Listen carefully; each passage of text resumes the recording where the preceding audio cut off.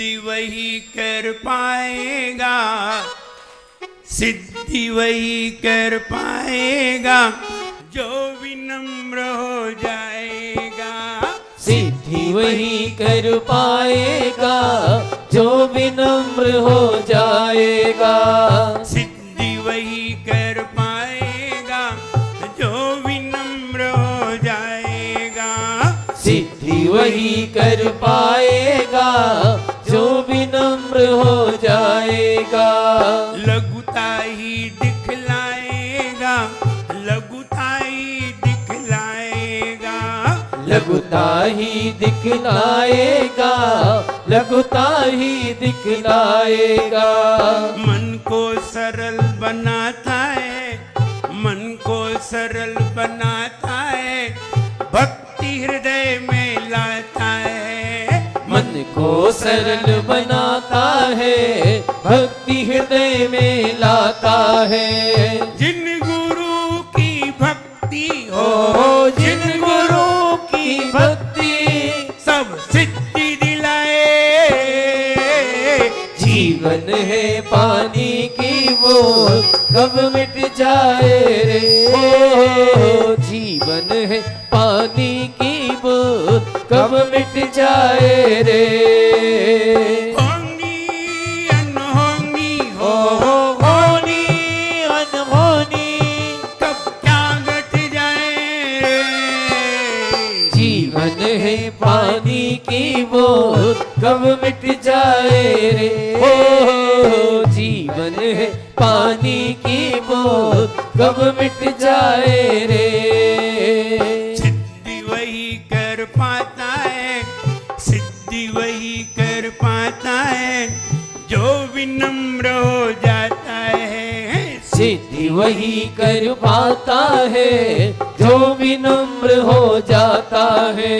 लघुता ही दिखलाता है, लघुता ही दिखलाता है। लघुता ही दिखलाता है, लघुता ही दिखलाता है। सिद्धि प्राप्त करने के लिए हमें लघु होना बहुत जरूरी है, हमें विनम्र होना बहुत जरूरी है और विनम्रता के साथ सरल होना बहुत जरूरी है। जितने आप सरल होते हैं उतनी ही जल्दी वस्तु प्राप्त होती है।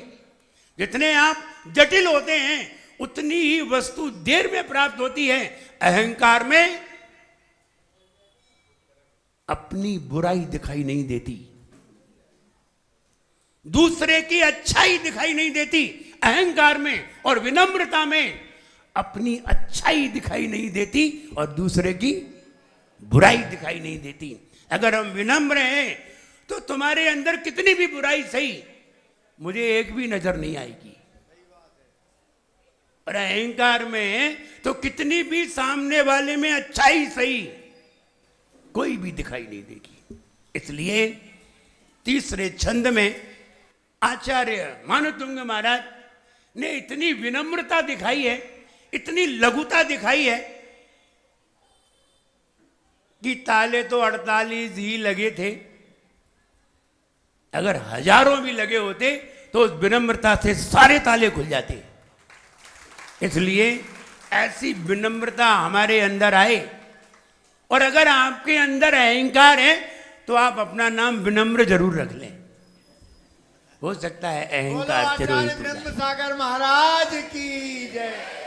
पहले मुझे भी बहुत गुस्सा आती थी, आचार्य जी ने ऐसा नाम रख दिया वो पता ही नहीं गुस्सा कहाँ चली गई। हमने तो आज तक गुस्सा देखा ही नहीं। और आचार्य श्री कहते हैं गुस्सा करना मना नहीं है, गुस्सा तो करना चाहिए लेकिन कसाय नहीं रखना चाहिए। मन में उसके प्रति द्वेष नहीं रखना चाहिए। गुस्सा तो करना चाहिए, कभी कभी आ जाती है, आ जाए, लेकिन वो कैसी गुस्सा होती है, बिल्कुल पानी की लकीर की तरह आई और गई। ऐसी गुस्सा साधु की होती है। और ऐसी गुस्सा नहीं करेंगे तो प्रमोद जी जैसे सुधरेंगे नहीं। तो ऐसी गुस्सा तो आना चाहिए जिससे कि सामने वाले का भला हो जाए, अपना बिगाड़ ना हो पाए, सामने वाले का भला हो जाए। ऐसी गुस्सा खूब करो। जैसे माता पिता गुस्सा करते हैं, ऐसा नहीं है नहीं करते हैं, करते हैं। अपने बच्चों पर, इसलिए कि वो ऊंचाई को प्राप्त करें। इसलिए ऐसी गुस्सा तो जायज़ है और आगम में भी बताया है करना चाहिए, लेकिन चंद क्षण के लिए चली जानी चाहिए। आइए पहला छंद पढ़ने के लिए तैयार होते हैं। पहला छंद सुनाएंगे कौन? हाँ बालक सुनाइए। तामर प्रणत मौलि मणि प्रभाण मुद्योदकं दलित पाप तमो वितानम सम्यक प्रणम्य जिन पाद युगम युगादा वालंबनम भव जले पतिताम जनाना। बहुत अच्छी। नमोस्तु आचार्य। भक्तामर प्रणत मौलिमणि प्रभाण मुद्योतकं दलित पापितमो वितानम सम्यक प्रणम्य जिन पाद युगम युगाद वालंबनम भव जले पतिताम जना। बहुत अच्छी। दूसरा छंद।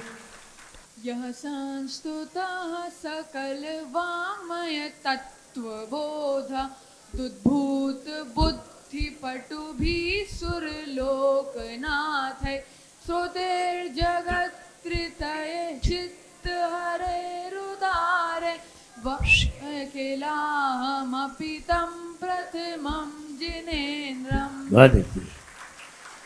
या संस्तुतः सकल वाङ्मय तत्त्वबोधा दुद्भूत बुद्धि तुद्भि सुरलोकनाथ स्तोत्रैर्जगत्त्रितय चित्त हरैरुदारे तोषे किलाहमपि तं प्रथमं जिनेन्द्र। बहुत बढ़िया। नमोस्तु भगवान।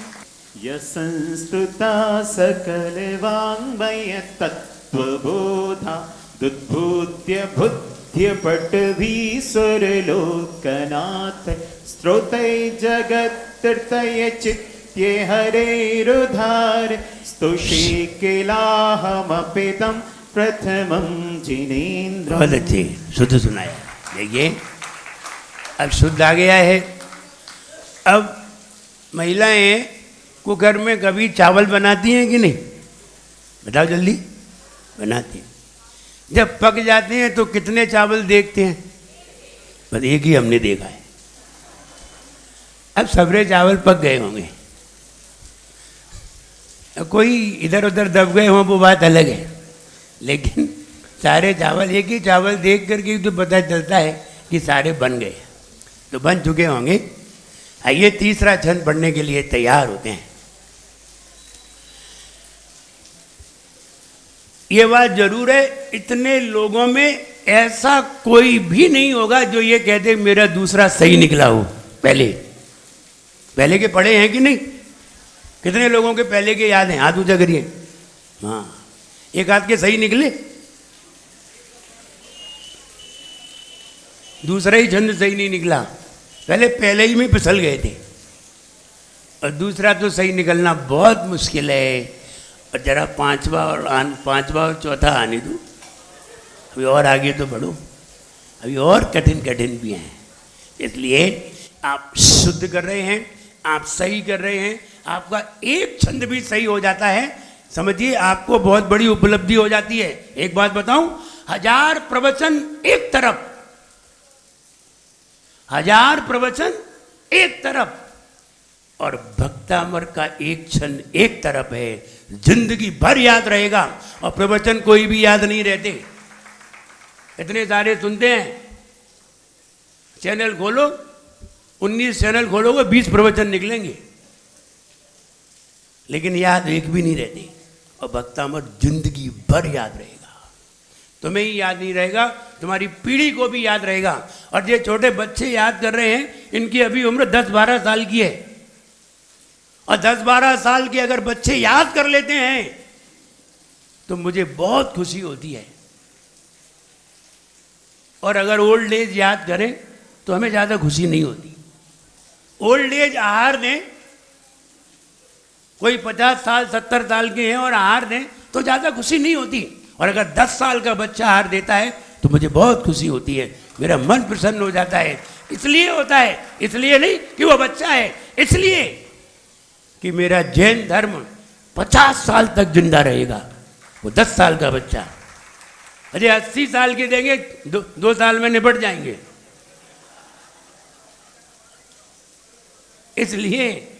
इसलिए वो 10 साल का बच्चा अगर हमें सुनाता है तो मुझे बहुत खुशी होती है, सब लोग ताली बजाते हैं। और अगर यही कोई 70 साल का सुनाता तो कोई ताली नहीं बजाता। तो इनका क्या सुनना है?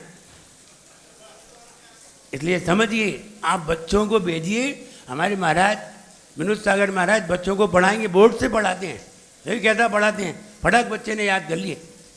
इसलिए आप अपने बच्चों को 6:30 बजे जरूर लाइए, भेजिए। और अगर उन्होंने याद कर लिया तो तुम जितनी विद्याएं पढ़ा रहे हो ना स्कूल में, वे सारी कैच करने की ताकत आ जाएगी उसमें। भक्तामृत पढ़ते ही हमारा ब्रेन इलार्ज होता है, और जैसे ही ब्रेन इलार्ज होता है तो हमारी क्षमता बढ़ जाती है। अगर 2 GB का तुम्हारा मेमोरी कार्ड है, भक्तामृत पढ़ते ही 32 GB का हो जाता है। ये ब्रेन इलार्ज हो जाता है, कैपेसिटी बढ़ जाती है, बच्चे की क्षमता बढ़ जाती है। फिर ज्यादा लोड करना उसे आ जाता है। और वरना तुम पढ़ाओगे तो उतनी ही मेमोरी रहेगी और लूज हो जाएगी। इसलिए इंक्रीज करना है मेमोरी को, तो बच्चे को भक्तामृत अभी से पढ़ा दीजिए। जब 6वां छंद वो याद कर लेगा और जब जाप करेगा तो निश्चित है उसकी मेमोरी। 6वां छंद इलार्ज नहीं करता है, 6वां छंद तो दूसरा काम करता है, उसकी जाप दूसरा काम करती है। लेकिन इलार्ज करने वाले बहुत सारे छंद हैं। 12वीं जाप है, इलार्ज करती है। इसलिए बच्चों को भेजिए, आप बच्चों को छिपाइए मत, अपने साथ लाइए। 1 घंटे बैठे रहिए यहीं, बच्चों को पढ़वाइए। तुम्हें बैठना पड़ेगा, क्योंकि तुम्हारे बच्चे इतने अच्छे नहीं हैं कि अपने आप आ जाएं। उनको आप लेकर के आइए, उनको बिठाइए और खुद बैठे रहिए। जब ललितपुर में विनम्र एकेडमी लगी तो उसमें 450 बच्चे थे, और जब पाठशाला लगती थी तो 25 बच्चे आते थे। जब विनम्र एकेडमी लगी तो 450 बच्चे थे, एडमिशन बंद करना पड़ा, कोई जगह ही नहीं थी। तो 450 बच्चों में कम से कम 200 बच्चे ऐसे थे जो माता पिता के साथ आते थे। तो माता पिता भी मंदिर में बाहर बैठ के 1 घंटे जाप करते थे, और जब भी निकलते थे तो लेके जाते थे, जैसे कि स्कूल में जाते हैं, अपने अपने बच्चों को लेने जाते हैं और छोड़ने जाते हैं। बिल्कुल ऐसे ही आते हैं। ऐसे ही आप अपने बच्चों को लाइए, पढ़वाइए, और वो पढ़ लेंगे, सीख लेंगे तो सारे पूरे लोग उनकी प्रशंसा में ताली बजाएंगे। इसलिए उन्हें पढ़ाइए। आइए तीसरा छंद पढ़ने। बुद्ध्या विनापि विबुधार्चित पाद पीठ,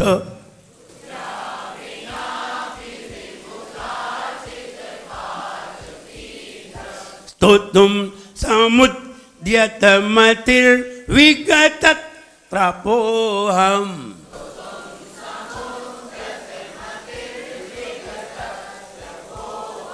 स्तोतुम समुद्यत मतिर्विगत त्रपोहम।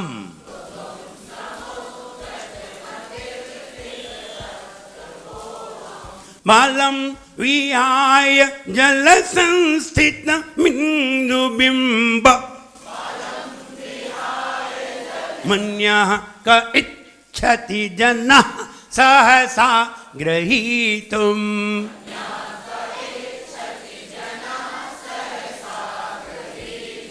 बुद्ध्या विनापि विबुधार्चित पादपीठस्,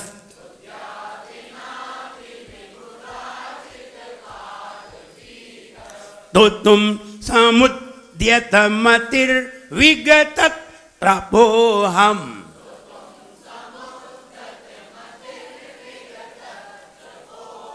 स्तोतुम समुद्यत द्यत, स्तोतुम समुद्यत मतिर्विगत त्रपोहम।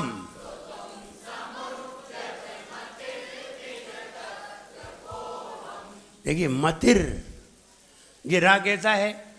ऊपर है ना, ऊपर का रा आधा होता है, नीचे का रा पूरा होता है। ग्रही तुम गा में रा है, ये पूरा है, ऊपर का रा आधा होता है। पहचान देखिए, ऊपर का जब रा होता है तो हमारी जीभ ऊपर ही रहना चाहिए, नीचे नहीं आनी चाहिए। अगर नीचे आ जाएगी तो पूरा हो जाएगा, तो नीचे वाला रा हो जाएगा, इसलिए ऊपर ही रहे। हम बोल रहे हैं, कैसे बोल रहे हैं? तो तुम समुद्यत मतिर, जी ऊपर ही है, नीचे नहीं आनी चाहिए, नीचे आ गई सही गलत हो जाएगा। तो तुम समुद्यत मतिर विगत प्रपोहम,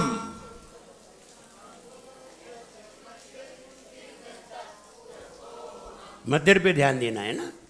तो तुम समुद्यत मतिर विगत प्रपोहम,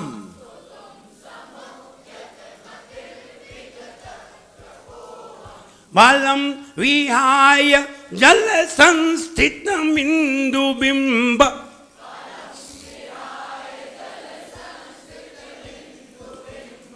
मन्यः क इच्छति जनः सहसा गृहीतुम्।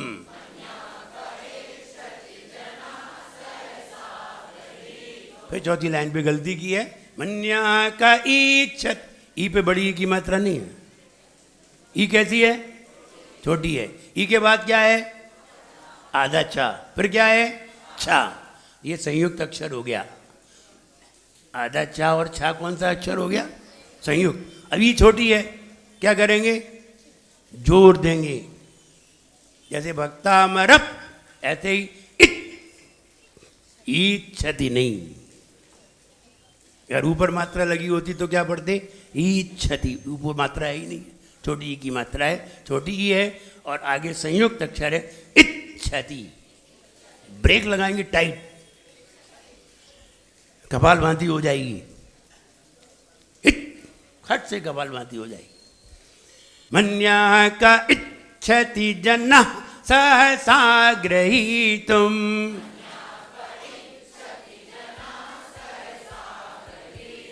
मन्यः क इच्छति जनः सहसा गृहीतुम्।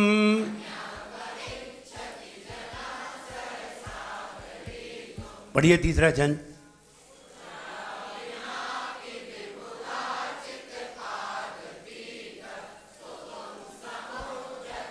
फिर रुको रुको रुको रुको रुको, फिर ध्यान दो।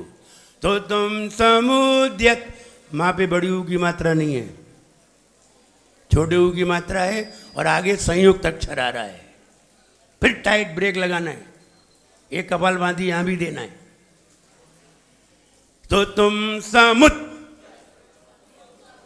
ब्रेक, तो तुम समुद्यत मतिर विगत प्रपोहम,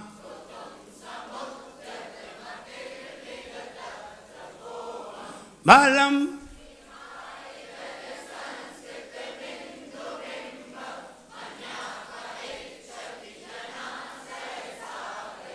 मन्यः क इच्छति जनः सहसा गृहीतुम्,